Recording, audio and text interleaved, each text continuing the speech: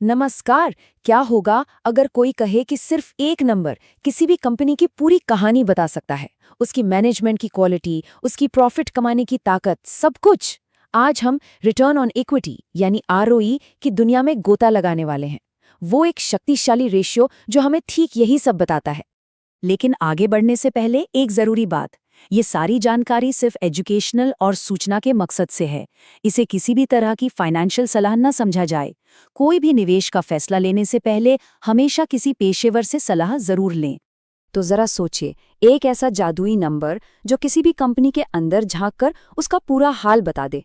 ये बता दे कि कंपनी के लीडर्स कितने काबिल हैं और कंपनी असल में कितना मुनाफा बना रही है। जी हाँ, आज हम उसी नंबर यानी रिटर्न ऑन इक्विटी या आरओई के सारे राज खोलने वाले हैं। तो चलिए शुरू करते हैं। तो आज के सफ़र में हम क्या क्या देखने वाले हैं। सबसे पहले तो हम आरओई का मतलब और उसकी अहमियत समझेंगे। फिर इसे इस्तेमाल करने के 4 ज़रूरी नियमों को जानेंगे। इसकी तुलना इसके बड़े भाई आरओसी से भी करेंगे और आखिर में इसकी सीमाओं पर भी बात करेंगे। और हाँ, अंत में एक छोटा सा क्विज भी होगा, ये देखने के लिए कि कितना कुछ सीखने को मिला। तो सवाल ये है कि आखिर ये रिटर्न ऑन इक्विटी यानी आरओई है क्या भला? चलिए इसे एक बहुत ही आसान से उदाहरण से समझते हैं। मान लीजिए कि 2 दोस्तों ने मिलकर 2000 रुपए से एक बिजनेस शुरू किया। ये जो 2000 रुपए उन्होंने अपनी जेब से लगाए, वही उनकी इक्विटी है। अब 1 साल बाद उन्होंने 400 रुपए का मुनाफा कमाया। तो उनके लगाए हुए पैसों पर उन्हें कितना रिटर्न मिला? सीधा सा हिसाब है, 400 को 2000 से डिवाइड कर दीजिए, जवाब आया 20%। बस यही है आरओई। कितना सिंपल है ना?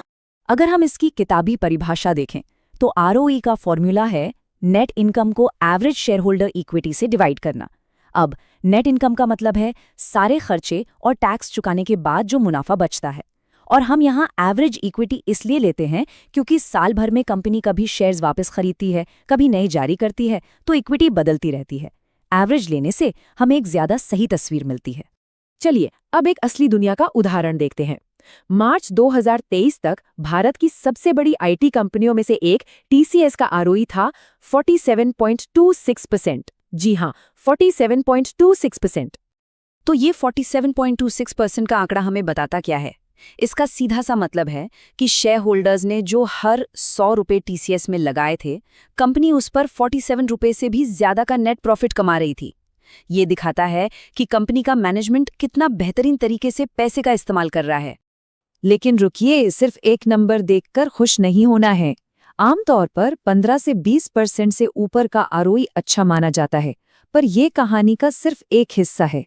आरओई को सही तरीके से इस्तेमाल करने के लिए हमें कुछ जरूरी नियमों को समझना होगा।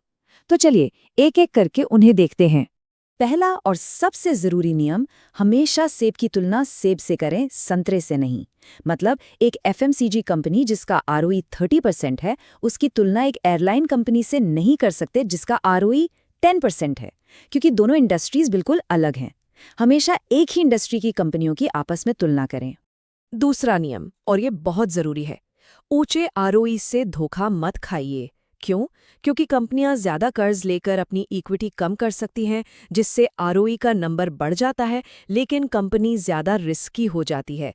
इसीलिए आरओई देखने के साथ साथ हमेशा कंपनी का डेट टू इक्विटी रेशो भी चेक करें। नियम नंबर 3 है, ट्रेंड को अपना दोस्त बनाइए।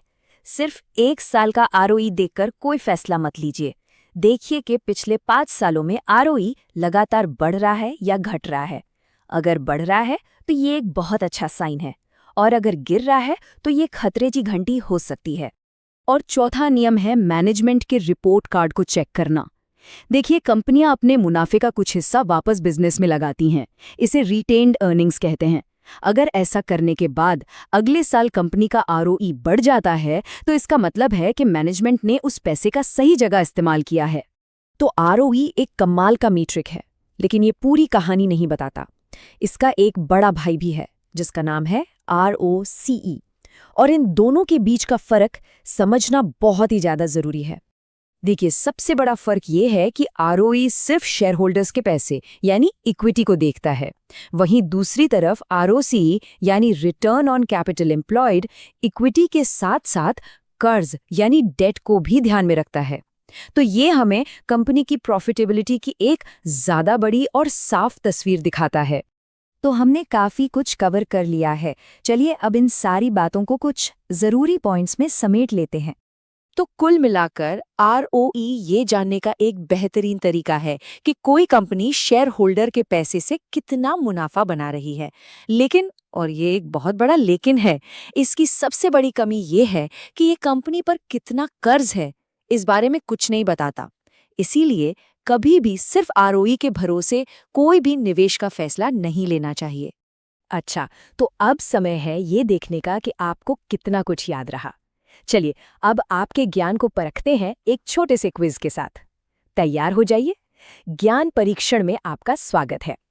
हर सवाल के लिए आपको 5 सेकंड मिलेंगे। चलिए शुरू करते हैं। सवाल नंबर 1, रिटर्न ऑन इक्विटी यानी ROE मुख्य रूप से क्या मापता है? आपके ऑप्शन हैं A, कंपनी का कुल कर्ज, B, शेयर होल्डर इक्विटी से प्रॉफिटेबिलिटी, C, कुल रेवेन्यू ग्रोथ या D, मार्केट शेयर। 5 सेकंड का ठहराव। सवाल नंबर 2, किसी कंपनी के ROE की सही तुलना किससे की जानी चाहिए? A, पिछले दिन के स्टॉक प्राइस से, B, उसी इंडस्ट्री की दूसरी कंपनियों से, C, ग्लोबल इकोनॉमी के हाल से, या D, कंपनी के कर्मचारियों की संख्या से। 5 सेकंड का ठहराव। सवाल नंबर 3, एक कंपनी अपने ROE को आर्टिफिशियली यानी बनावटी तरीके से कैसे बढ़ा सकती है? A, अपना प्रॉफिट कम करके, B, और ज्यादा शेयर्स जारी करके, C, ज्यादा कर्ज लेकर, या D, ज्यादा टैक्स चुकाकर। 5 सेकंड का ठहराव। सवाल नंबर 4, ROE मीट्रिक की सबसे बड़ी कमी या लिमिटेशन क्या है?